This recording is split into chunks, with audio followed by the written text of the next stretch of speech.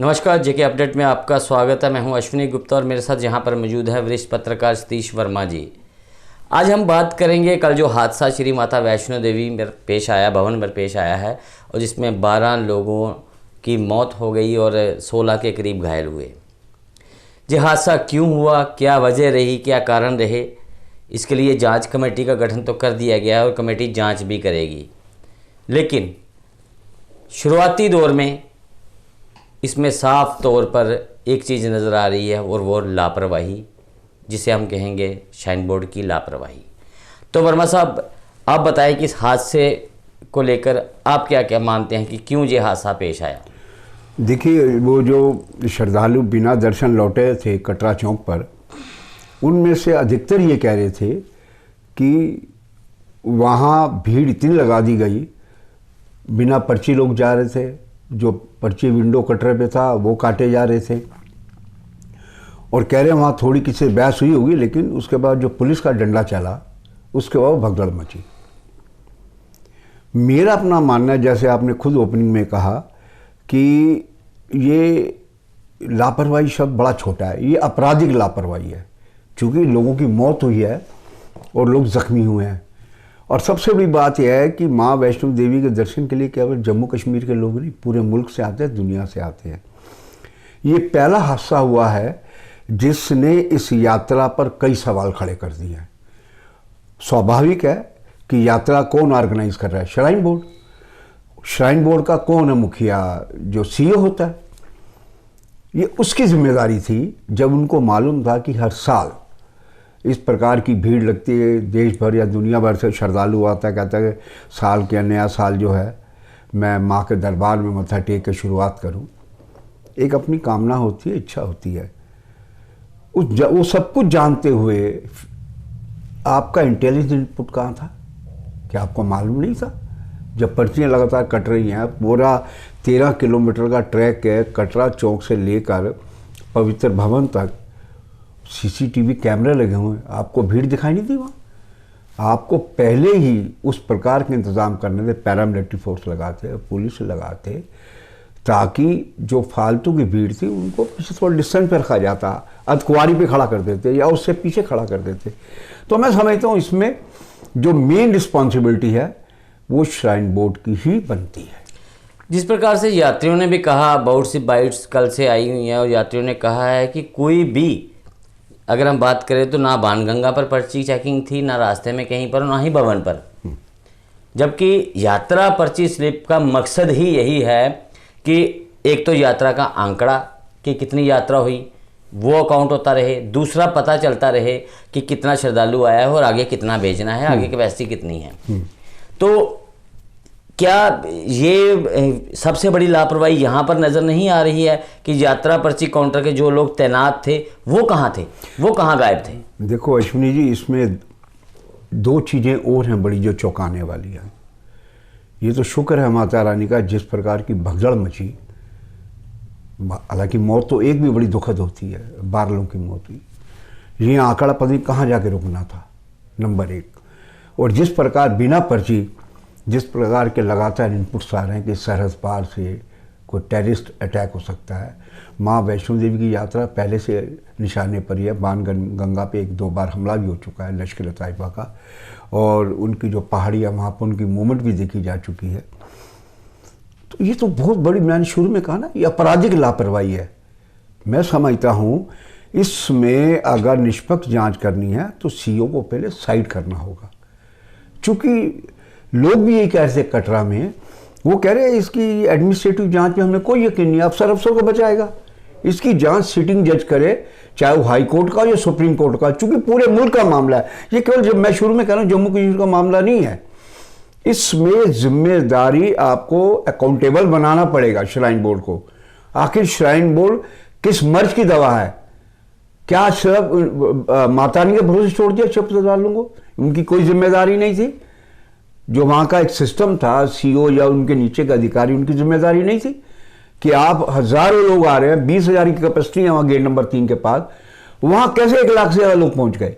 जैसा कि वो बता रहे थे कटरा में, जो बिना विचारे दर्शन आए, जान बचाकर भाग के जो लौट के आए वहाँ कटरा में, वो चीख चीख के कह रहे थे कह रहे थे हम या दर्शन करने आए थे या पुलिस के डंडे खाने आए थे। पुलिस के डंडों से बात सामने आई। श्राइन बोर्ड ने इस बात को स्वीकार नहीं किया है कि पुलिस ने वहाँ पर, ना ही पुलिस की तरफ से ऐसा कुछ कहा गया है कि हमने लाठीचार्ज किया, बल्कि कल डीजीपी ने जो प्रेस कॉन्फ्रेंस की जहाँ उसमें बताया, उन्होंने कहा कि वहाँ पर 2 लोगों में बहस हुई, फिर धक्का मुक्की हुई और उसी से जो मामला बिगड़ गया। जबकि सभी श्रद्धालु बार बार एक ही बात कह रहे थे कि भीड़ कंट्रोल नहीं हो रही थी, तो वहाँ पर सीआरपीएफ द्वारा जो है वो लाठीचार्ज किया गया। और विजुअल देखिए, विजुअल में दिखाने डंडे दिख रहे हैं उठे हुए। ये तो मैंने शुरू में कहा ना, जिस प्रकार वहाँ श्रद्धालु कटरा में कहते इस कमेटी में हमें यकीन नहीं है, चूंकि कमेटी के अंदर जो लोग बनाएंगे वो एडमिनिस्ट्रेटिव लेवल के है ना, आईएएस है, आईपीएस, और सीओ कौन है, वो आईएएस है। ये वो लोग वहां चीख के कह रहे थे, इसलिए वो कह रहे थे कि जरूरी है कि हाई कोर्ट या सुप्रीम कोर्ट का सिटिंग जज की जांच करे, इसकी फाइंडिंग्स आए और ये टाइम बाउंड हो, इसकी टाइम लाइन हो। ये नहीं कि 6 महीने साल लगा दे, इसको विदिन कहा जाए वीक या 2 हफ्ते या महीने के मैक्सिमम अंदर इसकी जांच होनी चाहिए कि इतना बड़ा लैप्सेस कहां हुआ, ये किसकी कोताही थी, किसकी गलती थी। और देखिए ना, वहां पर बच्चे थे, औरतें थी, मैं कई विजुअल देख रहा था, लोग वहां पर पोल पकड़ के लटक गए अपनी जान बचाने के लिए, छत पे चढ़ गए। ये कहना बड़ा आसान है, लेकिन उस वक्त उनके मन पे क्या बीत रही होगी कि पता नहीं कहीं मेरा नंबर ना आ जाए। ये कल्पना करके देखिए। और मैं समझता हूं, एक तो श्रद्धालुओं के नाते पूरे देश में मां वैष्णो देवी के साल भर चलने वाली यात्रा, एक तो बदकिस्मती है कि 2 साल कोरोना की वजह से यात्रा पर बड़ा दुष्प्रभाव पड़ा, और जिस प्रकार के विजुअल वहाँ पर देश भर से महिलाएं, बच्चे, बुजुर्ग सब बोल रहे थे, बाइट दे रहे थे, वो सीधा ही कह रहे थे। उनमें से एक ऐसा आदमी शायद नहीं था जो ये कह रहा हो कि गलती नहीं थी। कोई पुलिस पे आरोप लगा रहा था। माता वैष्णो देवी भवन पर लोग श्रद्धा के साथ नमन करने आते हैं, अपनी भावना है, आस्था है, लेकिन वहाँ पर लाठीचार्ज करना क्या जायज़ है? मैं वही कह रहा हूं ना, वो महिला जो चीख के कह रही थी, रुआसी हो रही थी, शायद यूपी या बिहार की थी, वो कह रही थी हमको लाठी खाने आए, नए साल के पहले दिन हम पर लाठियां बरसाई जा रही हैं। हालांकि मैं पुलिस हो या सीआरपीएफ हो, मैं उससे अलग अकाउंटेबल श्राइन बोर्ड को मानता हूं, क्योंकि वो उसके अंडर काम कर रहे थे। ये जिम्मेदारी श्राइन बोर्ड की थी। उनको अगर पहले से मुस्तैद किया होता कि भाई इस प्रकार की भीड़ आएगी, सैलाब आएगा, आप अर्धकुंवारी से लेकर कम से कम आप इस प्रकार चैनलाइज कीजिए कि भीड़ इतना जहां जमावड़ा ना लग पाए और इस प्रकार के हादसे पेश ना आए। आप इतिहास उठा के देखिए ना, यहाँ तो पहली बार हुआ, कई जगह ऐसे बड़े बड़े विशाल मंदिर है जहाँ पर भगदड़ मची और बड़े लोग मर गए। मैं कह रहा हूँ फिर भी माता रानी की कृपा रही, माँ वैष्णो देवी भगवती की, कि ये आंकड़ा बहुत बड़ा नहीं गया। जिस प्रकार वहाँ स्लोप है, जिस प्रकार वहाँ जमावड़ा था, जिस प्रकार भगदड़ मची, आदमी के ऊपर आदमी निकल रहा है, ये हम लोग स्टूडियो में बैठ के जो मर्जी बोलें, लेकिन जो उस वक्त फंसे उस वक्त उनके दिमाग में क्या क्या आ रहा होगा कि हम बचेंगे या नहीं बचेंगे। तो इसे सहज ही नहीं लिया जा सकता। हालांकि मैं देख रहा हूँ, बड़ी दुखद बात है, मीडिया का एक वर्ग बचाने में लग गया है, इस पूरे हादसे को लीपापोती में लग गया है। मैं ये नहीं कह रहा कि डीजीपी गलत कह रहे हैं, डीजीपी अपनी जगह सही कह रहे हैं, लेकिन अगर कन्फ्रंट्रेशन हुई, झगड़ा हुई, तो अगर श्राइन बोर्ड ने पहले से ही बंदे वहां लगाए होते पुलिस के या सीआरपीएफ को, तो उनके डिस्पोजल में लगते ना। पुलिस अपनी मर्जी कैसे लग सकती है?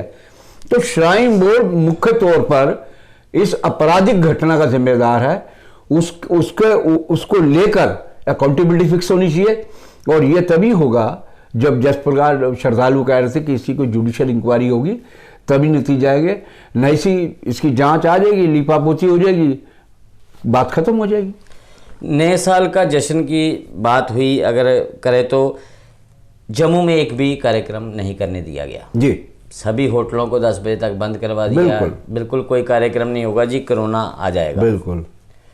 अब वही बात माता वैष्णो देवी भवन पर भी लागू होती है। वहां पर 70-80 हज़ार अगर बंदा पहुंचा था जी, तो क्या वहां कोरोना नहीं फैल रहा? बिल्कुल। आप जिस प्रकार कह रहे हैं बिना पर्ची पहुंच गए, मान लो कोई इन्फेक्टेड आदमी घुस गया होता या घुसा होगा, अभी क्या कह सकते हैं? अभी जो लोग लौटे हैं वो तो घर जाके पता चलेगा ना उनके अंदर क्या पका है। तो मैं समझता हूँ ना सोशल डिस्टेंसिंग की धज्जियाँ उड़ी खुल के, और बल्कि जिस प्रकार श्राइन बोर्ड के सीईओ दावा करते रहे हैं कि हमने पूरे ट्रैक के ऊपर प्रोटोकॉल, जो कोविड प्रोटोकॉल है, सख्ती से अमल में लाया है, सोशल डिस्टेंसिंग है, मास्क है, हैंड वॉश है, वो तीनों की धुजियाँ खुल के उड़ियाँ। मास्क तो कहीं भी नजर नहीं आ रहा था। विजुअल में देखिए मास्क लगा ही नहीं था। बिल्कुल। तो कौन जिम्मेदार है वहां? अगर आप पब्लिसिटी लेने के लिए मीडिया को, 4 मीडिया को बुलाकर अपने बयानबाजी दोगे कि सर तुम पब्लिसिटी चाहते हो, भाई आप हकीकत देखिए, यथार्थ के अदालत पर उतरिए। वहाँ लोग पूरे साल भर उम्मीद करते हैं कि यार साल 31 आएगा तो माता के दरबार में जाके नमन करेंगे, उससे अपनी फरियाद करेंगे, मुराद पूरी कराएंगे।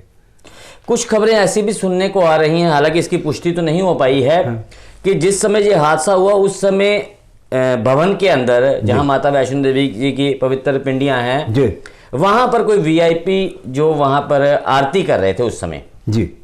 अब इसमें कितनी सच्चाई है हम कह नहीं सकते, लेकिन कह रहे हैं कि उसी वजह से जो रोकी गई यात्रा जिससे भीड़ और बढ़ी।